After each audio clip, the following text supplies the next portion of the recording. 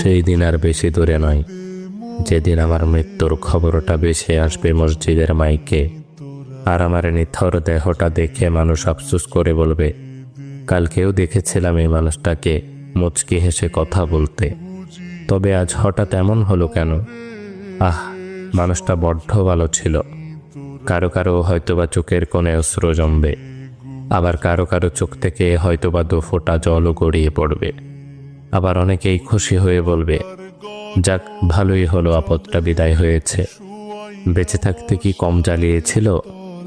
ব্যস্ততার কারণে আমার অনেক কাছের মানুষরাও হয়তোবা আমার জানাজায় উপস্থিত হতে পারবে না। আবার অনেক দূরের মানুষও শত ব্যস্ততার মাঝেও ছুটে আসবে আমাকে শেষবারের মতো বিদায় দিবে বলে। লুকিয়ে থাকবো আমি 3 টুকরো সাদা কাফনের আড়ালে। কেউ কেউ ছুটে আসবে আমাকে শেষবারের মতো একটুখানি দেখবে বলে।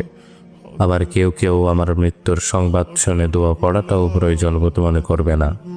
সেই দিন আমার পাশে থাকা ছোট্টকাল থেকে আমায় আদর যত্নে বড় করে তোলা প্রিয় মানুষগুলো বলবে, লাশ বেশি সময় ধরে ঘরে রাখতে নেই, তাড়াতাড়ি নিয়ে চলো। দাফন কার্যে অত বেশি দেরি করতে নেই। শত কষ্ট উপেক্ষা করে তৈরি করা আমার সাজানো গোছানো জীবনের সমস্ত সম্পর্ক, টাকা পয়সা, গাড়ি বাড়ি, জায়গা জমি ইত্যাদি কিছুই আর আমার থাকবে না। এমনকি দিন কয়েক পর হয়তোবা আমার অস্তিত্বটুকুও হারিয়ে যাবে মরুর ধূলিকণার মতো। তারপরও কেন জানি আমার অহংকার, সম্পদের লালসা, ক্ষমতার তৃষ্ণা ইত্যাদি যেন দিন দিন বেড়েই চলেছে। একদিন আমার মৃত্যু হবে, আর সব কিছুই ছেড়ে চলে যেতে হবে সেই অন্ধকার কবরে।